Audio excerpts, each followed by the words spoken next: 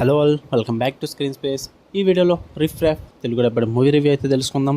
రీసెంట్గానే ఆన్లైన్లోకి అయితే అవైలబుల్గా వచ్చింది. ఓటీటీ చెక్ చేశాను, నాకైతే కనిపించలేదు భయ్య. ఇన్కేస్ మీకు కనిపిస్తే మీరు చూసుకోండి. మూవీ డ్యూరేషన్ అయితే 1 hour 43 minutes అయితే ఉంటుంది. స్టోరీ ప్లాట్ విషయానికి వచ్చేస్తే మెయిన్ లీడ్ అయిన విన్సెంట్ అయితే తన ఒక రిటైర్డ్ మాబ్ ఎన్ఫోర్సర్ అనమాట. తను ఒక పీస్ఫుల్ లైఫ్ కోసం చూస్తూ ఉంటాడు. తన వైఫ్ అయిన శాండీ అండ్ తన సన్ అయిన డీజేతో కలిపి మంచిగా ఒక క్యాబిన్ లో లైఫ్ అయితే లీడ్ చేస్తూ ఉంటాడు.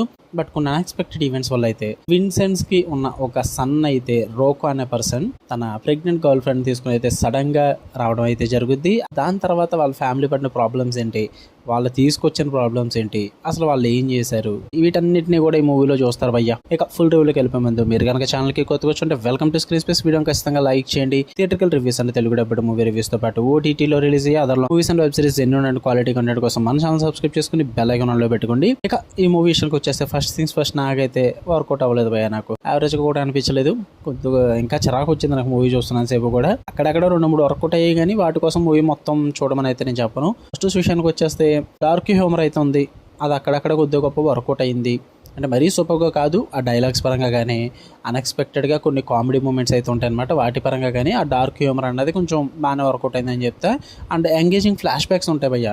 కొన్ని ఫ్లాష్ బ్యాక్స్ని చాలా బాగా యూజ్ చేసుకున్నారు. అంటే ఆ క్యారెక్టర్ బ్యాక్ స్టోరీస్ కానీ ఆ నరేటివ్ కానీ ఇదంతా కూడా కొంచెం ఇంట్రెస్టింగ్గా ప్రెజెంట్ చేస్తారనమాట. ఫ్లాష్ బ్యాక్స్ పరంగా వర్కౌట్ అవుద్ది. క్యాస్ట్ పరంగా కూడా చాలా స్టెల్లర్ క్యాస్ట్ అవుతుందని చెప్పాలి. ఎడ్ హ్యారిస్ కానీ, జెనిఫర్ కోలిడ్జ్ కానీ, బిల్ ముర్రే కానీ, గ్యాబ్రియల్ యూనియన్ కానీ, వీళ్ళందరూ కూడా హైలైట్స్ అయితే అవుతారు భయ్య మీకు. బట్ సరిగ్గా యూజ్ చేసుకోలేదు అనుకుంటే అది వేరే విషయం.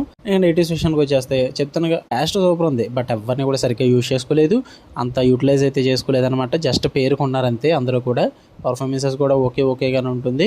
అండ్ మూవీ అంతా కూడా అస్సలు నరేషన్ పరంగా కానీ స్టోరీ టెల్లింగ్ పరంగా కానీ ఏది వర్కౌట్ అవ్వదు భయ్య. మొత్తం ప్రెడిక్టబుల్గానే ఉంటుంది అండ్ ఇన్కన్సిస్టెన్సీ ఎక్కువ ఉంటుంది అనమాట మూవీలో. అందుకే అంతగా వర్కౌట్ అవ్వదు. అండ్ మెయిన్గా ప్రెడిక్టబుల్ ప్లాట్ అవ్వడం వల్ల ఆ ఇంట్రెస్ట్ కానీ, ఆ సస్పెన్స్ కానీ, థ్రిల్లింగ్ ఎలిమెంట్స్ కానీ ఏది వర్కౌట్ అవ్వదు. ప్రతిదీ కూడా ఆల్రెడీ చాలా మూవీస్లో చూసేసామన్న ఫీల్ అయితే వస్తుంది. ఏదో 1-2 కొన్ని సర్ప్రైజ్డ్ ఉంటాయి, బట్ అవి కూడా ఎక్కువ ఇలాంటి మూవీస్ చూసే వాళ్ళకైతే అవి కూడా ప్రెడిక్టబుల్గానే ఉంటాయి. అందువల్ల నాకు మూవీ అంతగా వర్కౌట్ అవ్వలేదు. మీరు చూద్దాం అనుకుంటే బయట ఆన్లైన్లో అవైలబుల్గా ఉంది, గివ్ ఇట్ ఏ ట్రై. మీ ఇష్టం, మీ ఓపిక. నాకైతే అంతగా వర్కౌట్ అవ్వలేదు. ఫ్యామిలీతో నాట్ రికమెండెడ్ భయ్య. అడల్ట్ కంటెంట్ అయితే ఉంటుంది, సో ఫ్యామిలీతో చూడొద్దు. ఓకే, మీకు కనుక రివ్యూ నచ్చితే వీడియో లైక్ చేయండి, షేర్ చేయండి, మీ ఒపీనియన్స్ కూడా కామెంట్ చేయండి. ఇలానే మరిన్ని interesting movies and web series reviews కోసం బెల్ ఐకాన్ ఆన్లో పెట్టుకోండి. Love you all, by.